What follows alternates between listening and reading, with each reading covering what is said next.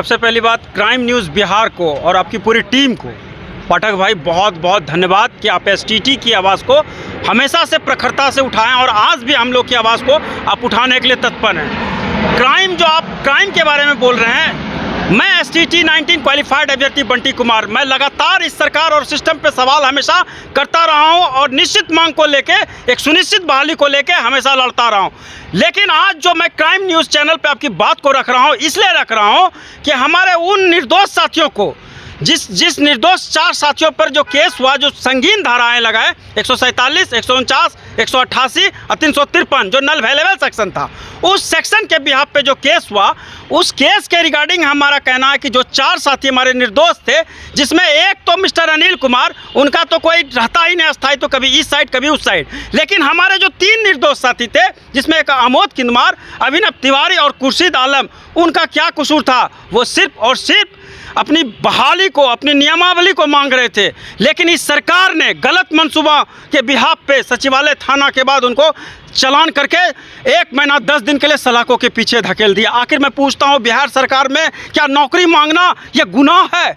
क्या अपना हक मांगना यह गुनाह है? अगर यह हक मांगना गुनाह है तो फिर आपने एसटीटी का जो परीक्षा लिया वो क्यों लिया? सिर्फ और सिर्फ आडंबर, सिर्फ और सिर्फ क्राइम के रेशियो में आप जो दिखावा करते हैं, आप कहते हैं कि जीरो टॉलरेंस हम बिहार के अंदर में ला रहे हैं, जीरो टॉलरेंस क्राइम ला रहे हैं, शिक्षा के दिशा में हम काम कर रहे हैं, तो उन निर्दोष अभ्यर्थियों पे आपने जो ये इतना बड़ा मुकदमा जड़ा, उसके पीछे कौन जिम्मेदार है? आखिर वो कौन अधिकारी है? आखिर इनका गुनाह क्या था? इनका गुनाह यही था कि ये स्टेट 19 पास आउट थे, 12 मार्च को क्वालिफाइड थे, इनकी नौकरी पक्की थी। सरकार ने 21 जून में मेरिट और नॉट मेरिट का लड़ाई लगवा के बहाली को कच्ची कर दिया। 26 जून को फिर इन्होंने एक पटल पे ला दिया और उसके बाद लगातार जब ये सचिवालय आते थे, ज्ञापन देते थे, वहाँ पे अपनी मांग रख रहे थे, इसलिए कि इनको सलाखों के पीछे धकेल दिया। वो भी हैं आपके साथ? निश्चित तौर पे अभी अभिनव तिवारी सर हैं, और मैं आपको बता दूं पाठक सर, इसके पहले भी यही मिस्टर आनंद किशोर जी, ऑफलाइन का एग्ज़ाम 21/8/2020, वो दिन भी कालिक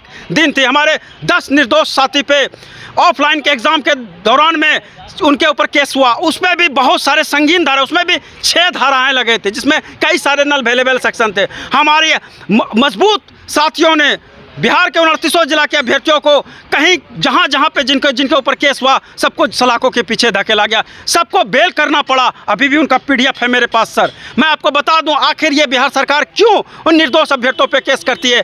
क्या नौकरी मांगना गुनाह है? अगर नौकरी मांगना गुनाह है, मैं पूछता हूँ आला अधिकारी जो बैठे हुए हैं, जो कुर्सी पर विराजमान है, माननीय नीतीश कुमार जी, मैं पूछता हूँ कि आप अपनी गद्दी पर जब बैठते हैं, आप तो कहीं ना कहीं पीठासीन पदाधिकारी, चुनाव के पटल पे आप तुरंत अपना सत्ता में आसीन हो जाते हैं और आपका कोई स्टैंड आउट नहीं रहता है, कभी इस साइड तो कभी उस साइड। आप भी कहीं ना कहीं माइंड गेम पॉलिटिक्स करते हैं, अभ्यर्थियों को गुमराह करते हैं, अभ्यर्थियों को सलाखों के पीछे धकेलने का काम करते हैं। इसलिए मैं विधि विभाग को, खास करके लॉ एंड ऑर्डर विभाग को, और जो क्राइम को देखते हैं, उन सारे जितने भी हमारे नेता हैं या जो भी लोग हैं, अधिकारी हैं, उनसे हम ये रिक्वेस्ट करते हैं कि 7वां चरण की जो नियमावली आएगी, विज्ञप्ति आएगी, इन सारे निर्दोष साथियों पे जो संगीन धाराओं के साथ केस हुआ, सारे केस को अविलंब खत्म किया जाए, क्योंकि ये केस गलत है, क्योंकि हम लोग एक जेन्युइन मांग के साथ हैं,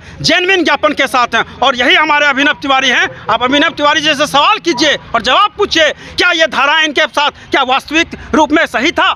क्या हुआ? कौन कौन सी धारा लगी? बिल्कुल नहीं, हमारे ऊपर 4 संगीन धाराएं लगी हैं। धारा 147, 188, 353 और 149, जो बिल्कुल हमारे ऊपर फिट नहीं है, क्योंकि हम उस दिन 5 सितंबर को माननीय शिक्षा मंत्री जी से मिलने जा रहे थे अपने बहाली के सिलसिले में। हमारी मांग यही थी कि शिक्षा मंत्री जी, हमारी बहाली जो है 7वें चरण का जो नोटिफिकेशन और नियमावली है, आप जो अविलंब दीजिए। इसी सिलसिले में हम शिक्षा मंत्री जी से मिलने विकास भवन पहुँचे थे, और यहीं पटना जो सचिवालय थाना की पुलिस जो है हम लोग को डिटेन करती है, थाना में रखती है, और फिर मंडल कारा फुलवारी शरीफ भेजती है, और 1 महीने 8 दिन हम लोग को कारा मंडल में रखती है। अभी फिलहाल हम लोग बेल पे, हम चारों साथी बाहर है, लेकिन हमें फिलहाल जो है हर महीने जो है हमें डेट पे जाना पड़ता है। हमारी आर्थिक मानसिक स्थिति बिल्कुल ही दयनीय है, और आप जानते हैं कि हमारे पास तो एक चवन्नी है ही नहीं, तो हम कैसे हम लड़ेंगे? हमारी शिक्षा मंत्री हो या विधि मंत्री हो, मुख्यमंत्री या उप मुख्यमंत्री, हमारे सबसे यही मांग है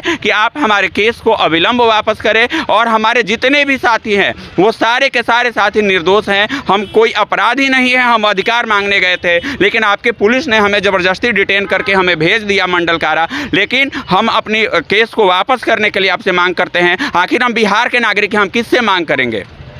हम कोई अपराधी नहीं है। मुख्यमंत्री जी, आप हमारे केस को वापस लीजिए, आपसे बार बार यही आग्रह है।